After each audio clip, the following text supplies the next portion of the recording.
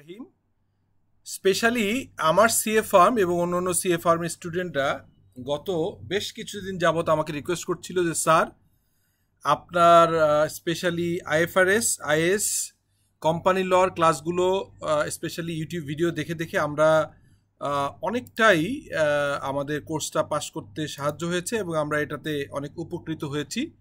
আপনি দয়া করে যদি আমাদের ট্যাক্সেশন ক্লাসের ভিডিওগুলো করতেন, তো সেই ধারাবাহিকতায় আমি চেষ্টা করেছি যে প্রিন্সিপাল অফ ট্যাক্সেশন যেটি হচ্ছে সার্টিফিকেট লেভেল এবং ট্যাক্স প্ল্যানিং অ্যান্ড কমপ্লায়েন্স, সেই ক্লাসগুলো নেয়ার জন্য আমি মোহাম্মদ শফিকুল আলম, আমি একজন চার্টার সেক্রেটারি এফসিএমএ এবং মোস্টলি চার্টার অ্যাকাউন্টেন্ট এবং প্র্যাকটিসিং মেম্বার।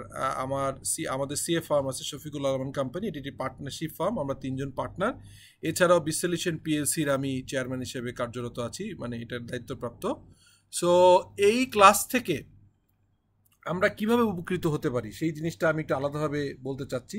সেটি হচ্ছে, দেখুন, সিএ সার্টিফিকেট লেভেলের প্রিন্সিপাল অফ ট্যাক্সেশন এখান থেকে অবভিয়াসলি মেইন তাদেরকে ফোকাস করা, কিন্তু আপনার এডিশনালি সিএ প্রফেশনাল লেভেলের ট্যাক্স প্ল্যানিং অ্যান্ড কমপ্লায়েন্স, আইসিএমইবির যে ট্যাক্স কোর্সটা আছে সেটিও এখান থেকে আপনারা পাস করতে পারবেন দেখে। আইসিএসবিতে আমি দীর্ঘদিন পড়িয়েছি ট্যাক্সেশন কোর্স, সেটিরও এখানে আপনার হেল্পফুল হবে। এছাড়া ইনকাম ট্যাক্স প্র্যাকটিশনার, আইটিপি যারা আছেন, লয়ার স্পেশালি কোম্পানি ল এবং ইনকাম ট্যাক্স ল নিয়ে যারা কাজ করেন, তাদের জন্য এই কোর্সটা অত্যন্ত অত্যন্ত গুরুত্বপূর্ণ। তো আমি আমার এই ক্লাসের গাইডলাইনটা হচ্ছে আমরা ইনকাম ট্যাক্স অ্যান্ড প্র্যাকটিস, আমার যে বইটা সেটা নিয়ে আমরা ফলো করব। সঙ্গে সঙ্গে আমরা ইনকাম ট্যাক্স অ্যাক্ট 2023-র মেইন ভার্সনটার সাথে কম্পেয়ার করব উইথ আগের যে আইনটা ছিল, যেটি হচ্ছে ইনকাম ট্যাক্স যেটা হচ্ছে অর্ডিন্যান্স যেটা ছিল, এটা অর্ডিন্যান্স হবে। ইনকাম ট্যাক্স অর্ডিন্যান্স যেটা ছিল হচ্ছে আপনার 1994-এ সেটি, এবং একই সঙ্গে সঙ্গে আপনার হচ্ছে practical implication of changes in 2024-এর যে ফাইন্যান্স অ্যাক্ট আমরা এখন কাজ করছি প্রত্যেকটা সেকশন ধরে। তার মানে আমার প্ল্যানটা হচ্ছে প্রথমত 2023 সালের যে ইনকাম ট্যাক্স আইন যেটি আসছে সেই আইনটা আমরা বেস ধরে আপনার সিএর যে ম্যানুয়াল আছে সার্টিফিকেট লেভেলে এবং হচ্ছে আপনার অ্যাপ্লিকেশন লেভেলে আইসিএমের ম্যানুয়াল, সঙ্গে সঙ্গে আমার যে বইটা আছে, আমি এবং আমার 2জন কো অথর, আমাদের 2জন পার্টনার, সেই বইটার সফট কপি এখানে ডিসকাশন করব। এখানে এডিশনালি অ্যাড করতে হবে আমাদেরকে 2024-এর যে ফাইন্যান্স অ্যাক্টের চেঞ্জগুলো এবং সেকশন ওয়াইজ, এবং এখানে প্র্যাকটিক্যালি অঙ্ক করাবো আমরা ইনশাল্লাহ, প্র্যাকটিক্যালি রিটার্ন ফাইলিং সহ অন্যান্য জায়গাগুলো নলেজ পাবেন। এটি করতে গেলে income tax act 2022 has been approved. আমরা জানি, আমাদেরকে জানতে হবে যে 2023-র যে ইনকাম ট্যাক্সটা আইনটা অ্যাপ্রুভ হয় পার্লামেন্টে 18 জুন 2023, এবং অনারেবল প্রেসিডেন্ট সাইন করে এটিকে গেজেট আকারে পাবলিশ হয় 22 জুন 2023। হ্যাঁ, তো এটি আমরা জানি। আর ইনকাম ট্যাক্স অর্ডিন্যান্স যেটি ছিল 1994 সালে, তার হচ্ছে 187টা সেকশন ছিল এবং 8টি বেসিকলি হচ্ছে যে শিডিউল ছিল, 7টি অ্যাপ্লিকেবল ছিল।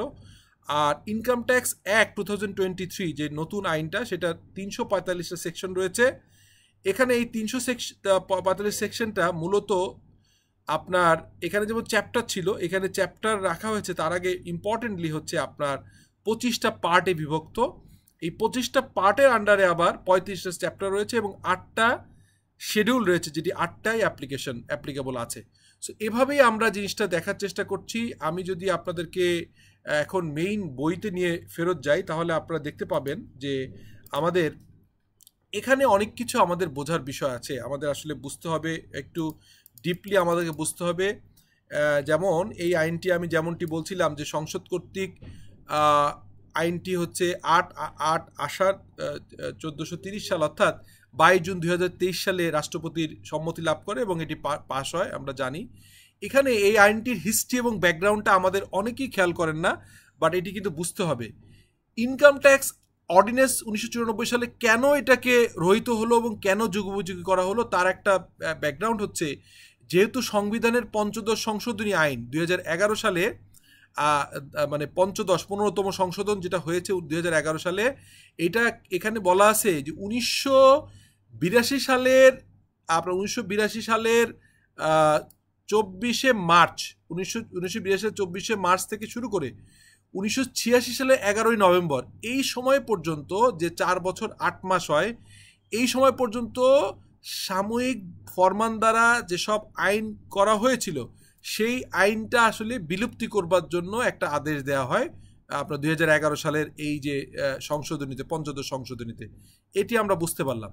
কিন্তু সেখানে একটা ইস্যু ছিল, সেখানে বলা হলো আবার একই সঙ্গে সঙ্গে একটা জিনিস বলা হলো, একটু পরে আমরা 2013 সালে দেখব যখন এখানে বাতিল করার কোশ্চেন আসছে, তখন 2013 সালে আবার বলা হলো না, এটি 2013 সালে 7 নং আইন দ্বারা আবার বলা হলো যে কিছু কিছু অধ্যাদেশ আছে যেটা ইমিডিয়েটলি অফ করা যাচ্ছে না। তার ভিতরে সবচেয়ে ইম্পর্টেন্ট হচ্ছে একটা ইনকাম ট্যাক্স অর্ডিন্যান্স। এটিকে বন্ধ করে আসলে খুব বিপদে পড়ে যেতে হতো হঠাৎ করেই, যে কারণে যেটা হলো সেটাই হচ্ছে আমরা দেখতে পাই যে যেহেতু উক্ত অধ্যাদেশের আবশ্যকতা এবং প্রাসঙ্গিকতা পর্যালোচনা করিয়া আবশ্যক বিবেচিত হয়, অধ্যাদেশের সকল অংশীজন মানে আমরা যারা বিভিন্ন রিলেটেড পার্টি আছি, সিএ, সিএমএ, কোম্পানির যে প্র্যাকটিশনার, বিভিন্ন ফেডারেশন, ব্যবসা, এফবিসিসিআই, ঢাকা চেম্বার সহ এদের সাথে আলোচনা করে সংশ্লিষ্ট মন্ত্রণালয় এবং বিভাগের মতামত গ্রহণ করিয়া প্রয়োজনীয় সংশোধন পরিমার্জন ক্রমে বাংলা ভাষ্যে, এবং এটাকে বাংলা ভাষায় আসতে হবে। এখন আর ইংরেজিতে মূল আইনগুলো হতে হবে বাংলায়।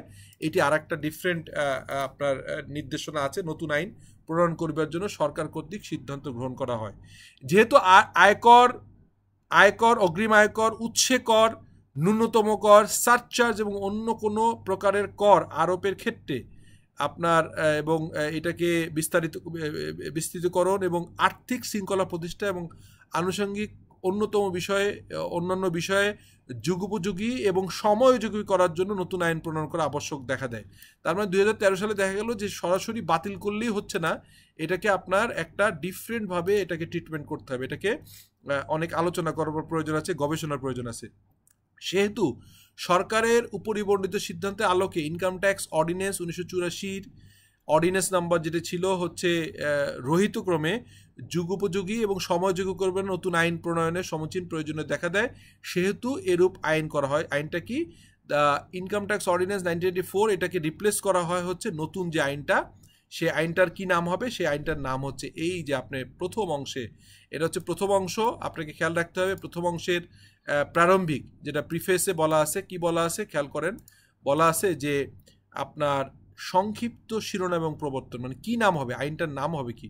এই আইনটার নাম হচ্ছে এই আইন আয়কর আইন 2023 নামে অভিহিত হইবে। তার মানে এই আইনটার নাম হয়ে গেল, আগে যেটা ছিল ইনকাম ট্যাক্স অর্ডিন্যান্স 1984, সেটা চেঞ্জ হয়ে গেল, কি নাম হলো আপনারা দেখলেন, সেটি হচ্ছে ইনকাম ট্যাক্স অ্যাক্ট বা আয়কর আইন 2023। সো ইংরেজি যদি আমরা সঙ্গে সঙ্গে এটা মেইন আইনটাকে, এবং এটাকে ইমিডিয়েটলি হবে, মানে 22শে জুন থেকেই কার্যকর হয়ে গেছে, এটা ইমিডিয়েটলি কার্যকর হয়েছে 22শে জুন থেকেই, ঠিক আছে। সো এটা যখন আমরা দেখলাম তখন আমরা এটাও দেখতে পারলাম যে আপনার 22শে জুন থেকে এটা কার্যকর হয়ে গেছে, এবং আমরা এটা short title, the act shall be called as income tax act 2023 এবং it shall be come into force immediately. এরপরে সেকশন 2 হচ্ছে বিভিন্ন সংজ্ঞা, এটা হচ্ছে মনে রাখতে হবে অংশ 1-এর প্রারম্ভিকের ভিতর সংজ্ঞা। এই সংজ্ঞাগুলো আসলে আমি পরে কিছু কিছু উল্লেখযোগ্য সংজ্ঞা আপনাকে আলাদাভাবে বলবো। এখন আমি সরাসরি সেকশন 3-এ চলে যাচ্ছি। এখন সেকশন 3-এ যাবার আগে আমাদের আরও একটা জিনিস বোঝা দরকার, সেটি হচ্ছে যে আমাদেরকে আমরা যদি দেখি সেখানে আমাদের কয়েকটা জিনিস বুঝতে হবে। যে আগের আইনের সাথে আমি বলেছিলাম যে আপনাদেরকে কিছু কম্প্যারিজন করে দেখাবো, হ্যাঁ, কম্প্যারিজন করে দেখাবো। তো সেই কম্প্যারিজন দেখাতে গেলে আমাদের যেটা করতে হবে সেটি হচ্ছে যে আমরা দেখব যে এই যে ধরেন আমি সেকশন 3-তে চলে আসলাম, এটা পার্ট 1-এর ভিতরে সেকশন 1, সেকশন 2 এবং সেকশন 3, এটা পার্ট 1-এ। তো পার্ট 1-এর যে সেকশন 3 ছিল, এখন আপনি দেখেন একটা ইন্টারেস্টিং জিনিস, সেটা হচ্ছে যে আপনারা খেয়াল করলেই বুঝতে পারবেন যে সেকশনগুলো এই যে দেখেন সেকশন 3 যেটা আইনের প্রাধান্য, এই আইনের প্রাধান্য আগের ইনকাম ট্যাক্সের যে বইটা ছিল 187 সেকশনের শেষের দিকে এটা বলা ছিল, অর্থাৎ 184 F-এ বলা ছিল। 184 F-এ যে কথাটা বলা ছিল এখন সেটা চলে আসছে সেকশন 3-তে। তার মানে আমরা দেখলাম সেকশন 3 অনেক আগে আসছে।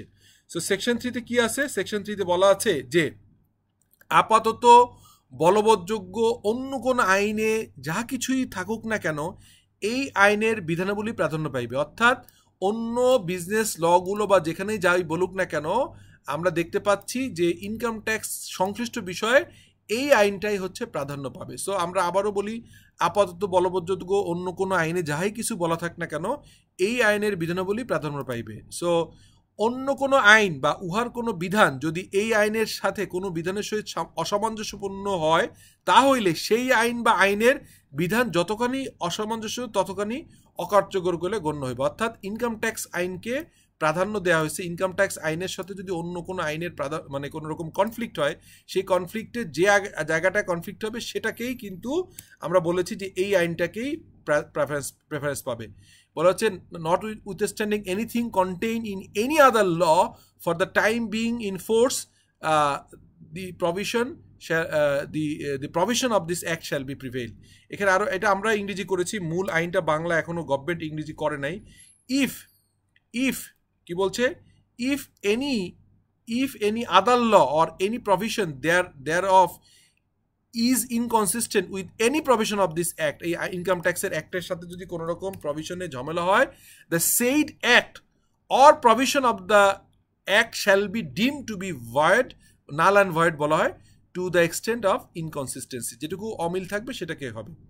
এরপরে সেকশন 4, এখন দেখেন সেকশন 4 এর কোথায় ছিল আগে, আমি যদি কম্প্যারিজন দেখি, সেকশন 4 হচ্ছে আয়কর কর্তৃপক্ষ, এইটা ছিল আগের আইনে নাম্বার 3। অর্থাৎ যেহেতু এখানে নতুন করে 184 ঢুকে গেছে, সেই কারণে আগের আইনটায় এই সেকশন 4টা ছিল, আয়কর কর্তৃপক্ষ ছিল সেকশন 3-তে। তাহলে আগের সেকশন 3 এখন কিন্তু নতুন করে আমাদের সেকশন আরেকটা বেড়ে আমরা দেখলাম সেকশন 4-এ চলে আসছে। সেকশন 4-এ আমরা দেখতে পেলাম যে আয়কর কর্তৃপক্ষ, তো আয়কর কর্তৃপক্ষ একই রকম আছে আমরা জানি। আমরা আজকে আয়কর কর্তৃপক্ষটা দেখি। সেটি হচ্ছে টোটাল আয়কর কর্তৃপক্ষ থাকবে জাতীয় রাজস্ব বোর্ডের আন্ডারে। এখন আপনারা বলতে পারেন জাতীয় রাজস্ব বোর্ড আবার কার আন্ডারে?